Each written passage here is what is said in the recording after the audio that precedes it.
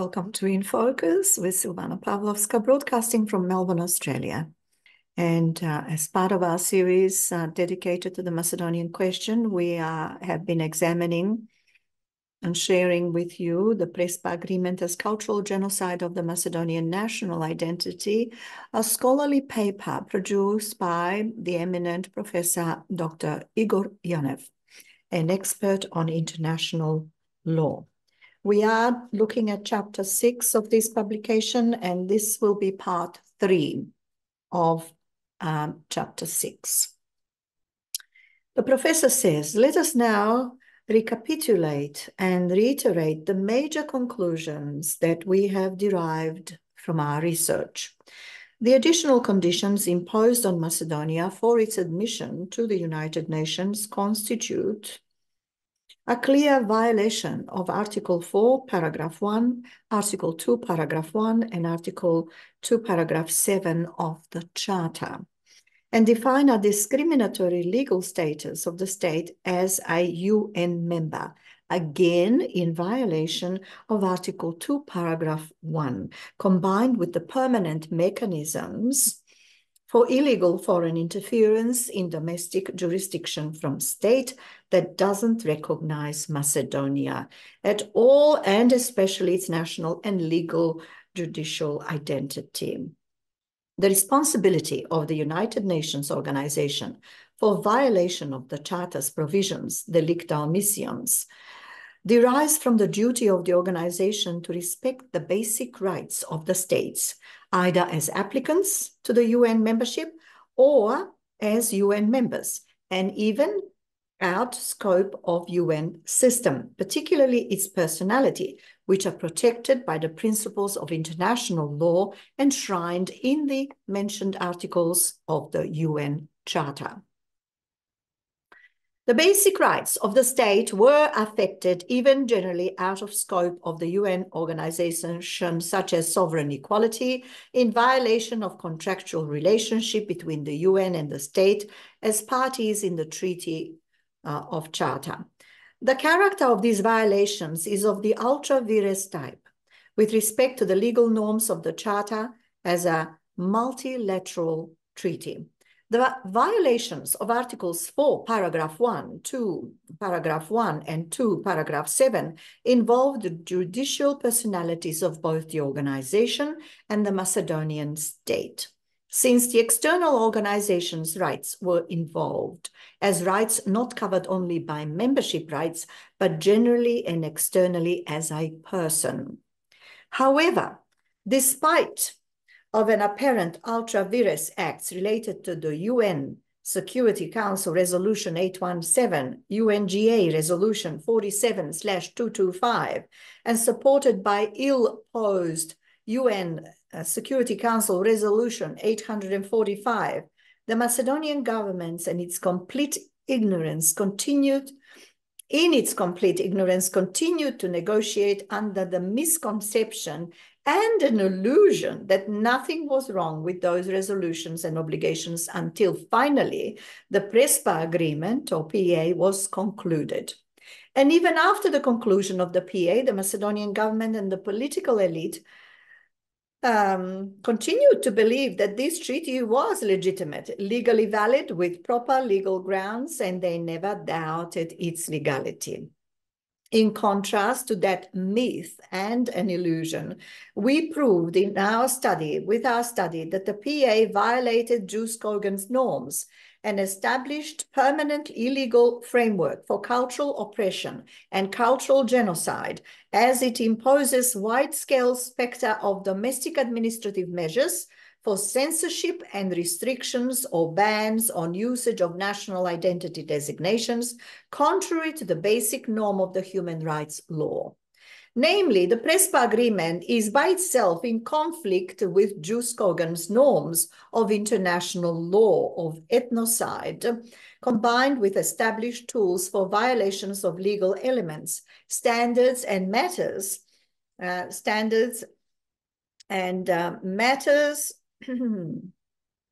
that belong stricto sensu in the domain of the sovereign domestic jurisdiction, even on permanent basis, an irrevocable mechanism, system of violations. Prespa agreement provisions with the mechanisms for permanent systemic intervention into internal and external affairs of the second party, that is the nameless international subject, Macedonia, of course, blatantly derogate human dignity of states' nationals, that is the ethnic Macedonians, and their cultural rights and freedoms to the magnitude of ethnocide, as a form of genocide. After the Prespa agreement was entered into force, the rights of the Macedonian nationals in the Hellenic Republic were not recognized, since their national identity ceased to be recognized by both states in accordance with the Prespa agreement.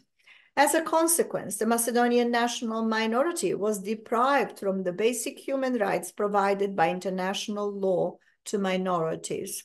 As for rights of the state, the Prespa agreement violated the basic international norms of non-discrimination with respect to representation in the system of international organizational law, particularly the UN law, since the organization subjected its member to illegal misrepresentation, as Macedonia was treated as a sort of an imposter with its constitutional national name, that is a nameless state, member state. Therefore, the Prespa agreement violates Article 53 of the Vienna Convention on the Law of Treaties. As for the Macedonian will, of the people, that is the people's will, to change its national name, the referendum in Macedonia held on the 30th of September 2018 was a complete disaster with a turnout of only 36.9%, well below of the census condition of 50%. The question with respect to the change of the name was intentionally and explicitly associated with the question regarding membership to EU and NATO, but still the referendum was unsuccessful. It is therefore abundantly clear that for Macedonian people, the Prespa agreement is an unsustainable treaty and that it represents a national humiliation. So ethnic Macedonians, in fact, rejected the idea of an imposed artificial identity and any such estranged or alienated modification.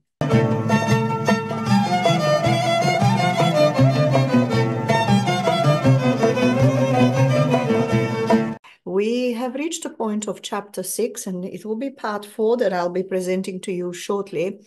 Chapter 6 is all about conclusions and recommendations by the professor.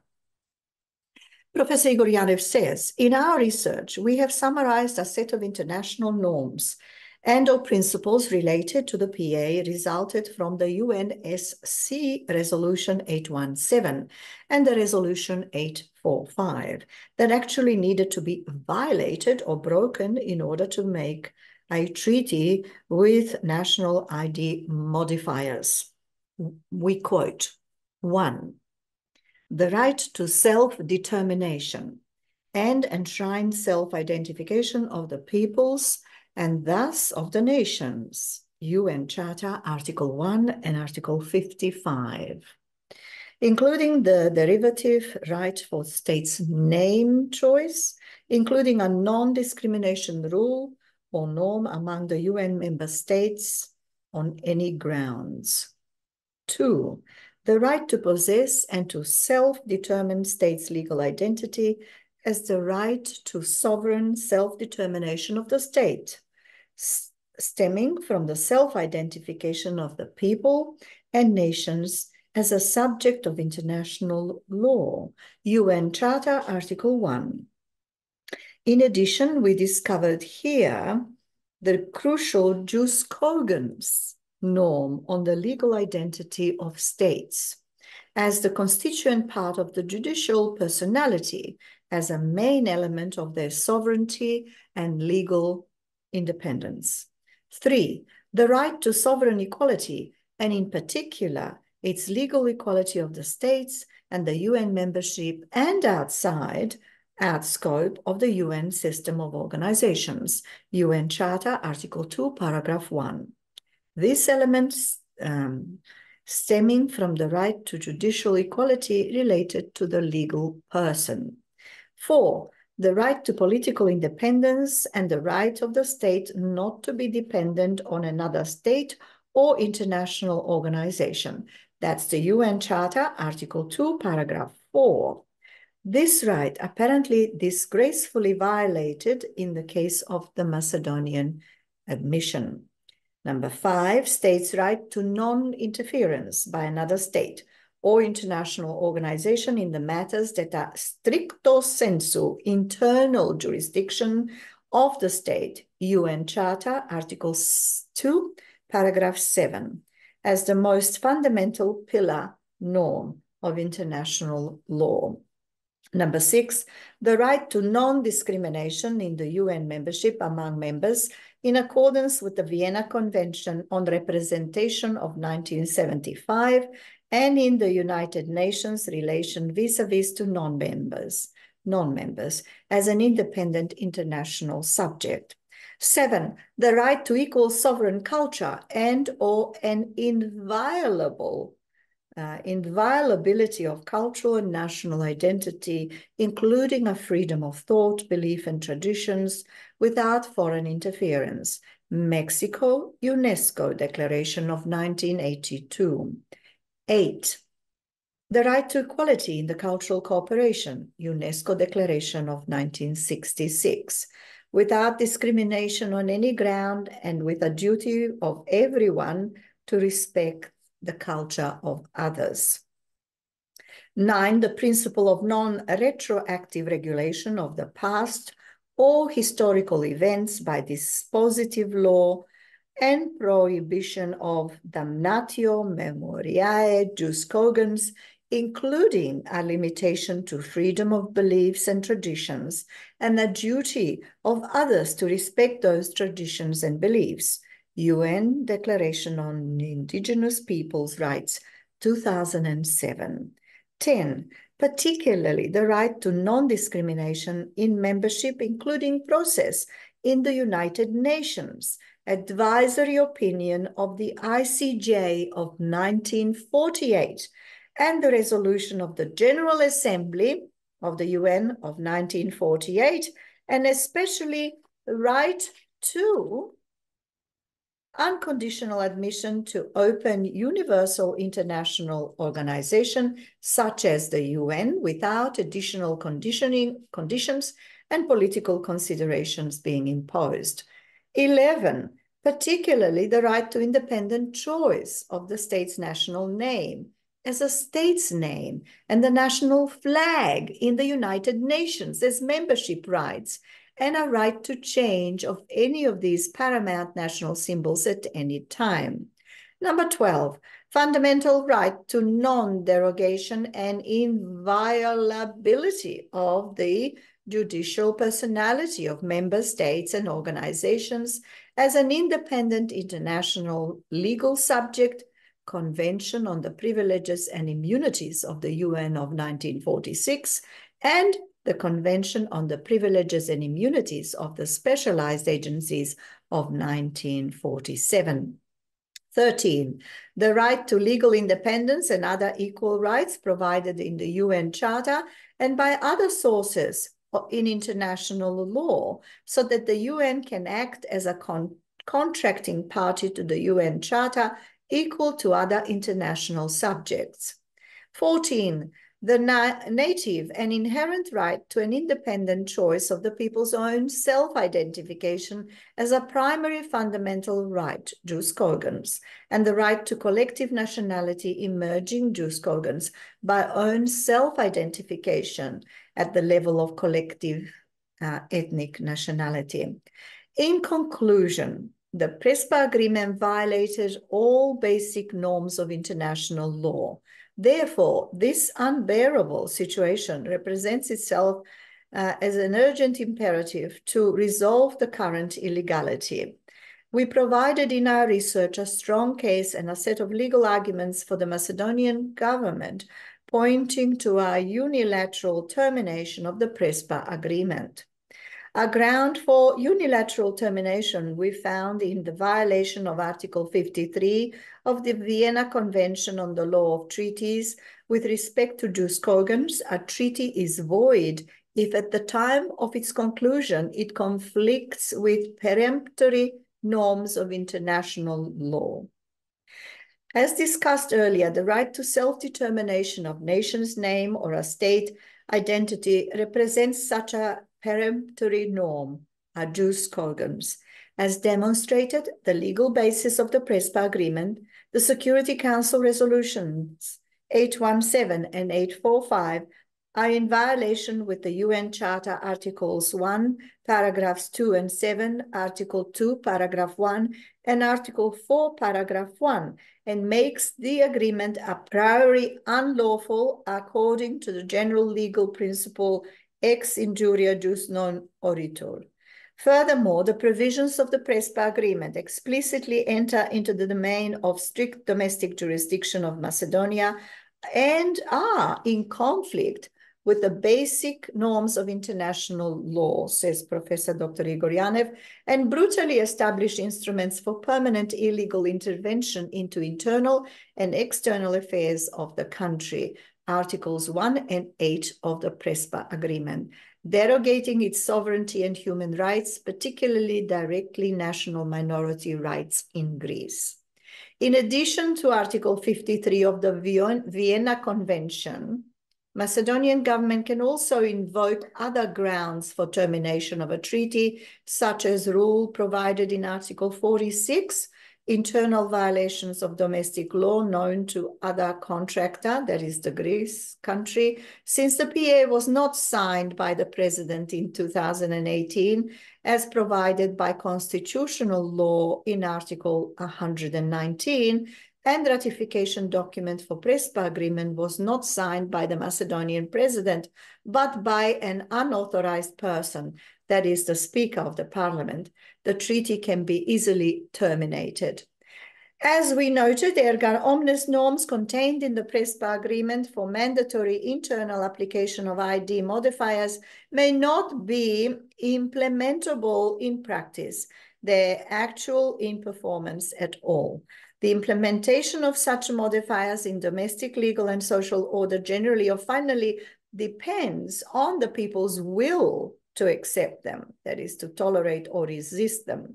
People would need to be reconciled with the new imposed, thus unwanted new identity, and that imposition of alienated, redefined new identity obviously does not seem durable unless general cultural level is extremely low.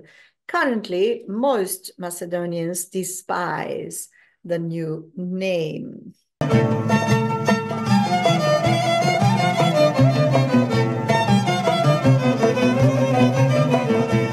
We are doing the last chapter of this publication, chapter 6, and this will be part 5, so that you can easily follow. So it's going to be part 5, this one, and I think it will be the last part of this final chapter contained in this scholarly publication. So there's quite a bit of material to cover.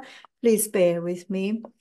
And I wish to thank Professor Igor Janev for entrusting us to bring this to you in the form that he has presented to us.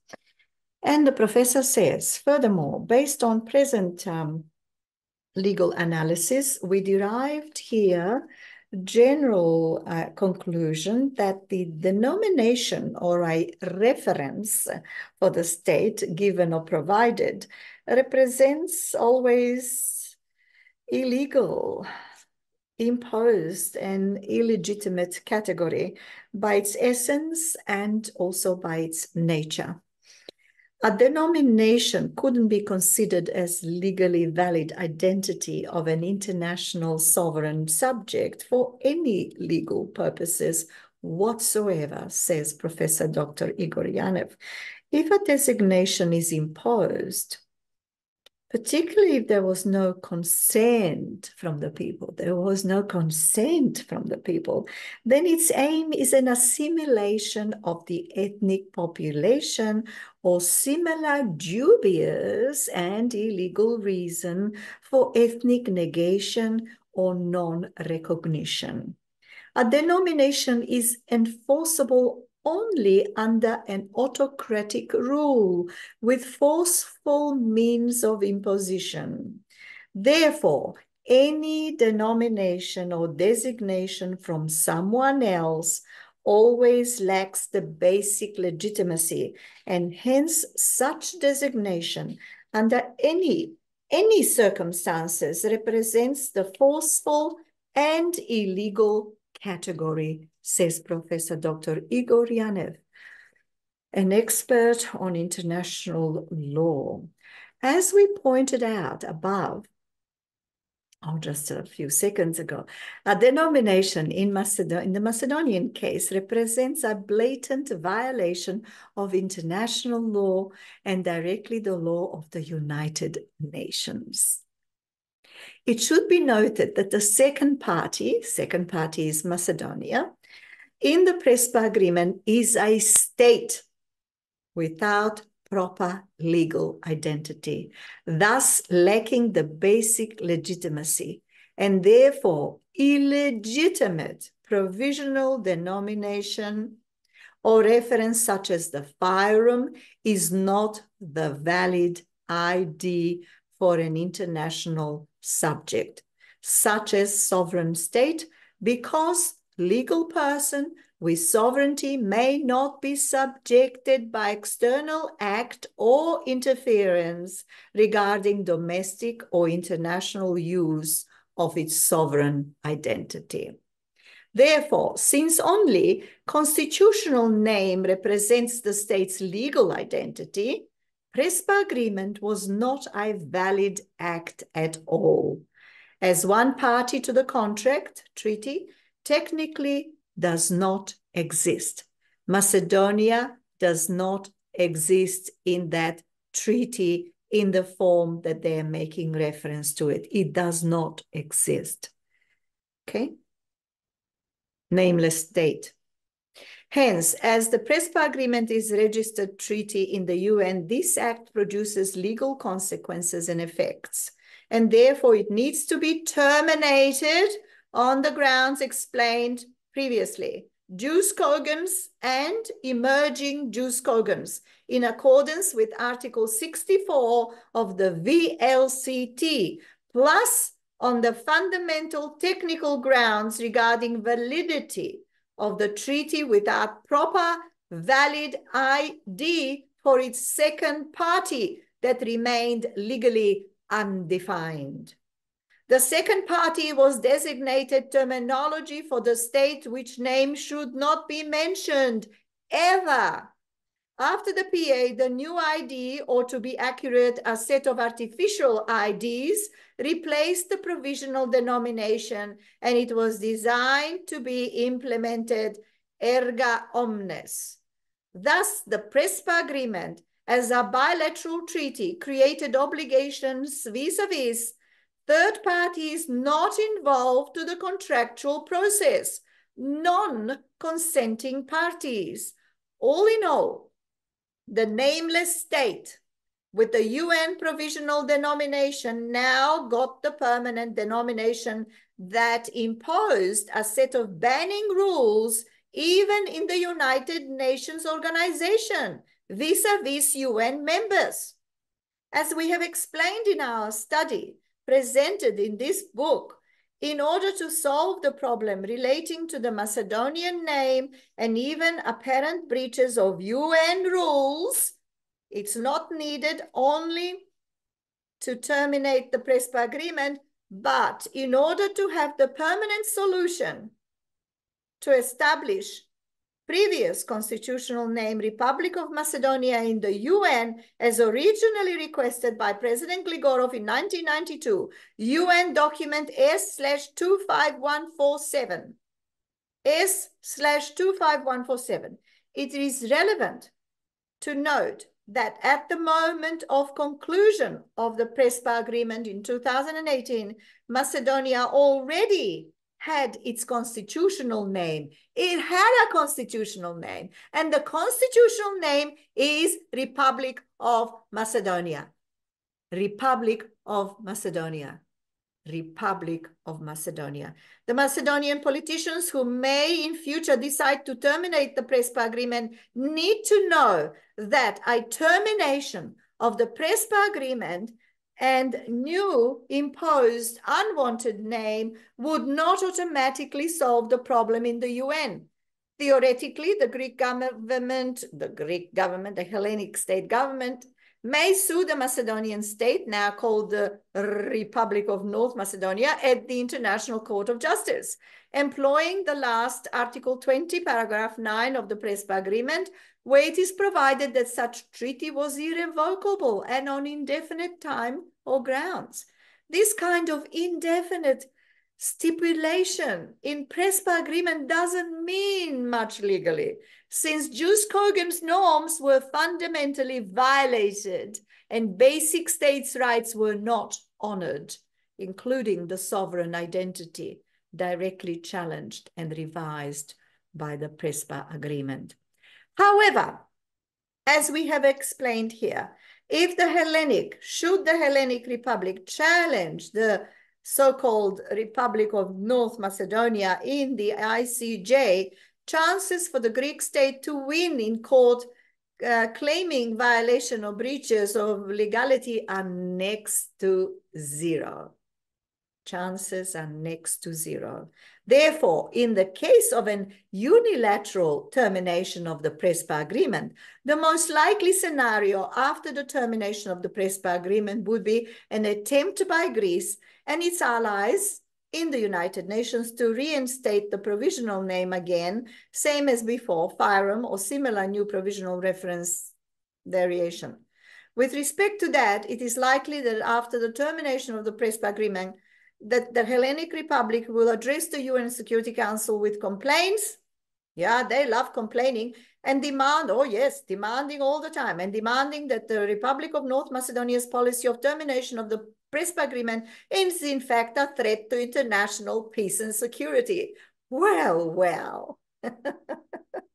Never has been, never will be. They're the ones flying above Macedonian territory, skies, you know, they're in the skies, supposedly protecting or guarding. You've got to be kidding.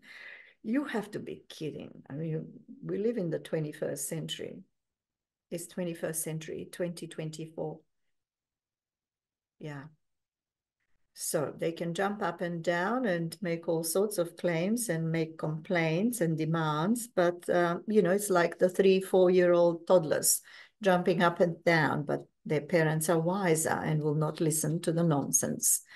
And will act as parents, not, you know, copy their children who don't know any better.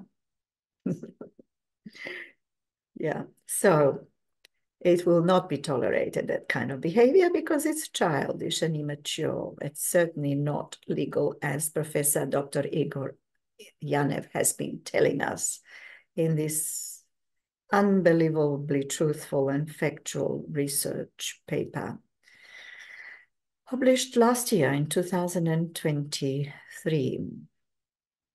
So, well, in that potential situation, says Professor, Macedonian diplomats should try to explain to the United Nations member states that the ethnocide character of the Prespa agreement, including elements of apparent nullification of ethnicity and cultural genocide, human rights violation, and inability to perform duties from the PA in any democratic system. If these explanations were not accepted by the UN and its members, Western allies of Greece will probably initiate a new UNSC resolution imposing an obligation to use a new reference denomination once again. Going in circles. Hopefully they will be wiser by then and will not concoct such nonsense. If that would be a case or outcome, Macedonia may at such point need to request a assistance from Russia and or China in order to block any such irrational resolution imposing provisional denomination and disgraceful obligation to negotiate with Greece over its national identity.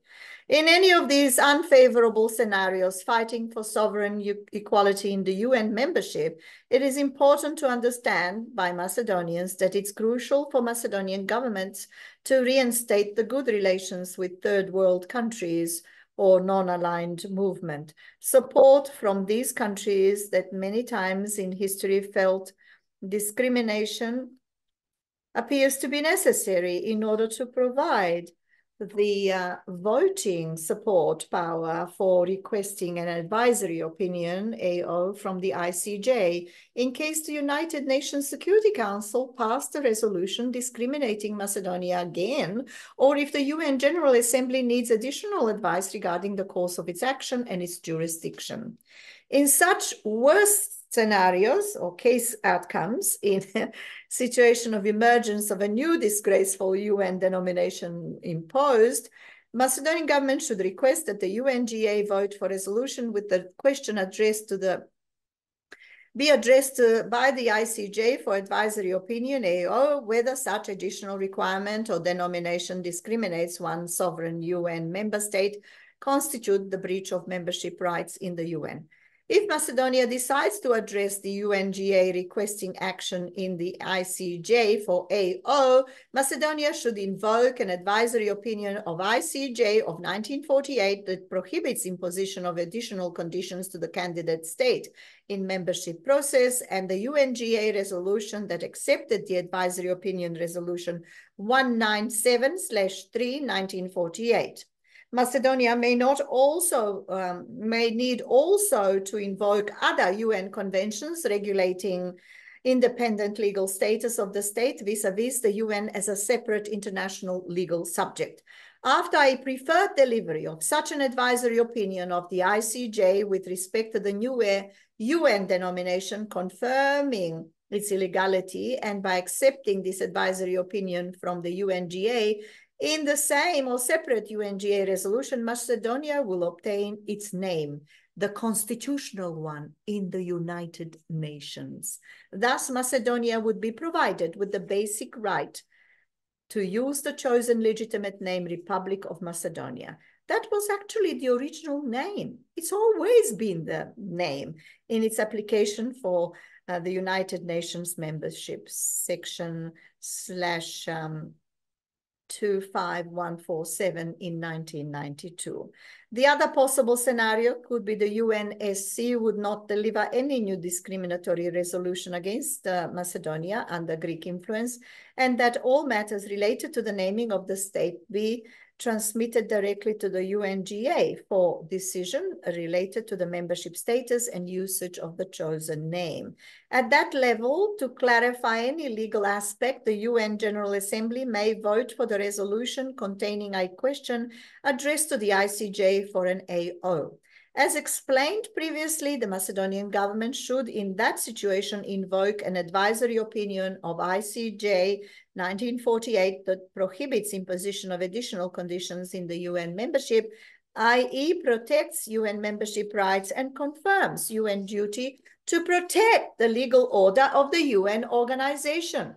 There is also a possibility the UNGA decides only to vote for establishing Macedonian requested new name, Republic of Macedonia, taking into account and consideration all previous legal UN and courts AOs and UN documents, and that would be a most preferable outcome, says the professor, which entails only a vote for a new requested name as a right, with a simple majority of UNGA members present and voting. This option is the most direct and most preferable way to establish the name Republic of Macedonia in the United Nations. At this point, we must reiterate that the first necessary step is to terminate the Prespa agreement as an illegal treaty with a diplomatic note to Greece as an unilateral legal and political act expressing a will of the state as the sovereign will. Such diplomatic action need to contain a justification for the termination of the agreement based on violation of the peremptory inherent rights of the state, i.e. jus cogens norms covered in Article 53 of the Vienna Convention of the Law of Treaties, 1969, and effects with respect to human rights. This course of action does not depend on the parliamentary majority in Macedonia, and is not a subject of any domestic legal procedures or actions in the Macedonian parliament or other branches of Macedonian government, ex post facto. At the end of our analysis, we should reiterate that future Macedonian government, if it's truly patriotic one, needs to comprehend that our termination of the Prespa agreement is of central and vital importance for the survival of the state. Without that important step,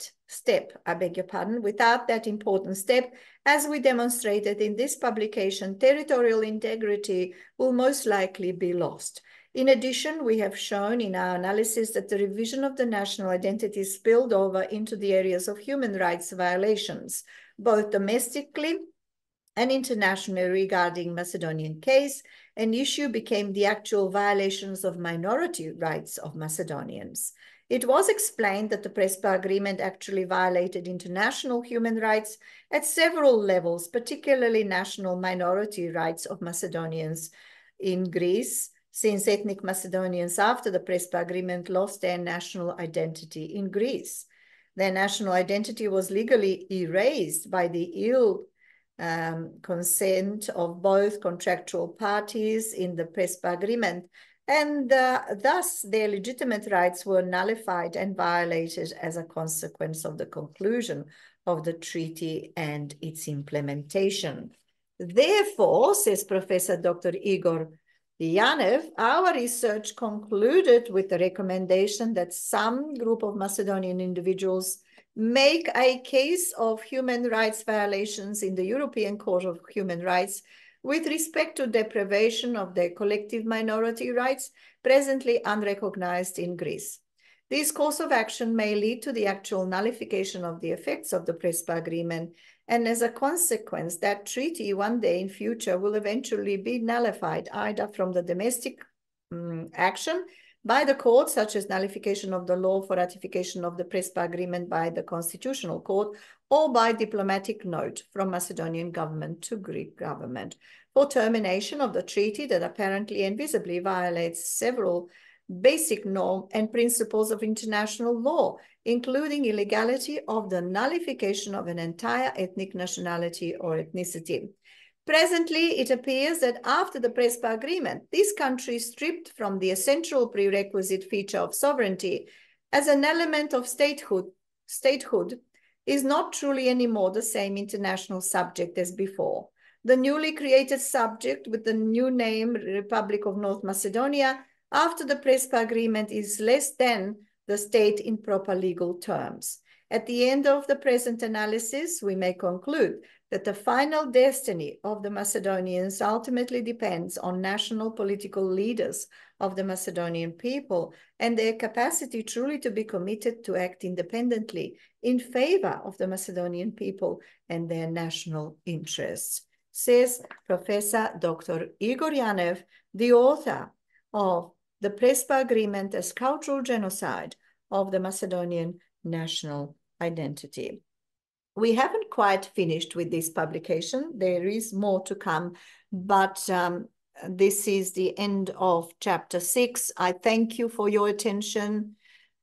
And please do write to us if you have any questions. And don't forget to subscribe to our channel. I keep forgetting to remind ourselves that it's important that you do subscribe to this channel if you wish to get regular updates and follow these very important historical documents that are pertinent. So thanks once again, and I will speak to you soon.